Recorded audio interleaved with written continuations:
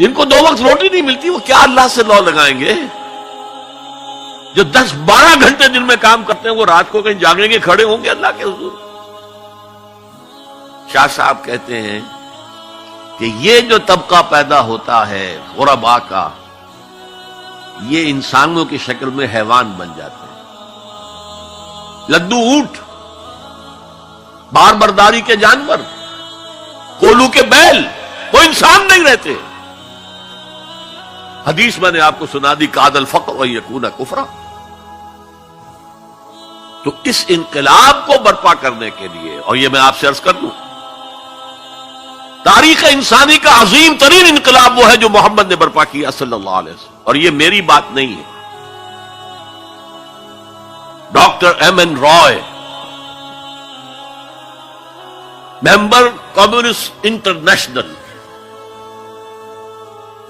ہندو اور کمیونزم کی سب سے اونچی باڈی کا رکن، 1920 میں بولشوک ریولوشن کے 3 سال بعد 1917 میں انقلاب آیا تھا، ایک لیکچر دیا ہے لاہور میں، بریڈلا ہال میں، دی ہسٹوریکل رول آف اسلام، اور اس نے کہا عظیم ترین انقلاب وہ تھا تاریخ انسانی کا جو محمد نے برپا کیا، because he was a revolutionary, he knew what a revolution means. کہا عظیم ترین انقلاب وہ ہے جو محمد نے برپا کیا۔ یہ 1920 کی بات ہے، اور میں جب پچھلی مرتبہ آیا تھا 1991 میں تو معلوم ہوا تھا کہ یہ جو بمبئی کہتے تھے، ممبئی اب آپ کہتے ہیں، اس کا کوئی پبلشر اس کتاب کو شائع کرتا ہے، ہسٹوریکل رول آف اسلام۔ اچھا، یہ تو ہوا 20ویں صدی کے شروع سے 20واں سال، اس کے اختتام سے 20 سال پہلے کتاب لکھی گئی دی 100، یہ ہندوستان کا ہے ایم این رائے، اور وہ مینہٹن کا رہنے والا ڈاکٹر مائیکل ہارٹ۔ اور دی 100 کیا ہے کتاب؟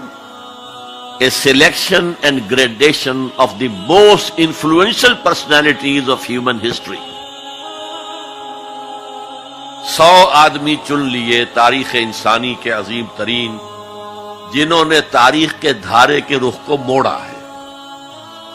عام آدمی تو تاریخ کے رخ کے اندر بہ جاتے ہیں، جو رخ ہے چلو تم ادھر کو ہوا ہو جدھر کی۔ کچھ لوگ ایسے بھی دنیا میں پیدا ہوئے ہیں جنہوں نے تاریخ کے دھارے کے رخ کو تھوڑا موڑا ہے۔ تو سلیکشن میں تو 100 نام گن لیے، اور پھر گریڈیشن کی، سب سے زیادہ کس نے موڑا، پھر کون، پھر کون، پھر کون، اور نمبر 1 پر لایا ہے محمد کو صلی اللہ علیہ وسلم۔ جو کتاب اویلیبل ہے آپ پڑھیں،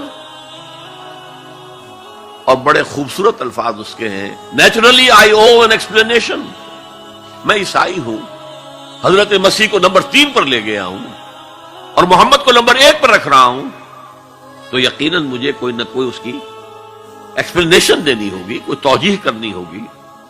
اور پھر اس نے وہ جملہ لکھا ہے جو میرے علم کی حد تک کسی مسلمان کی رسائی اس تک نہیں ہوئی۔ This is because he was the only person who was supremely successful on both the religious and secular fields. تاریخ انسانی میں ایک ہی آدمی ہے جو ریلیجس اور سیکولر دونوں میدانوں میں بہت اونچا ہے۔ باقی سارے کیا ہیں؟ یا مذہب، روحانیت، اخلاق میں اونچے ہیں، تو ریاست، سیاست، اس سے کوئی سروکار ہی نہیں۔ حضرت عیسیٰ کا بھی یہی معاملہ ہے، گوتم بدھ کا بھی یہی معاملہ ہے۔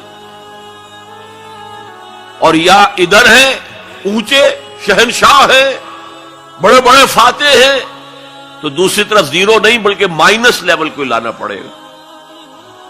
ایک ہی شخص ہے، وہ کہتا ہے ایک، دی اونلی، اسی لیے میں نے 3 دفعہ دہرایا ہے، the only person who was supremely successful at both the religious and secular planes۔ یہ ہے حضور کا انقلاب۔ برپا کس سے کیا؟ کتاب سے کیا۔ چنانچہ 3 مرتبہ وہ الفاظ آئے ہیں قرآن میں کہ آپ کا مقصد تھا دین کو غالب کرنا، اور اس کے لیے طریقہ کار کیا تھا؟ 4 دفعہ الفاظ آئے، 4 الفاظ، 4 اصطلاحات 4 دفعہ آئی۔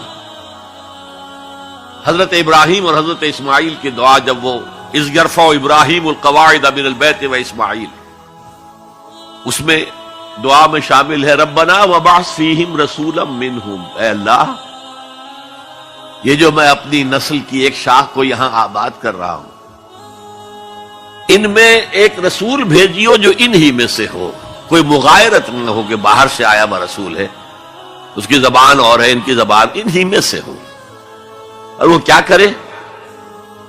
یتلو علیہم آیاتک ویعلمہم الکتاب والحکمت ویزکیہم، تیری آیات پڑھ کر سنائے، کتاب اور حکمت کی تعلیم دے اور تزکیہ دے کے حضور آکھن منگتے دی خیر ہووے، دے کے حضور آکھن منگتے دی خیر ہووے، منگتا کبے سخی دے، منگتا کبے سخی دے، بوہے دی خیر ہووے، دے کے حضور آکھن منگتے دی خیر ہووے، دے کے حضور آکھن۔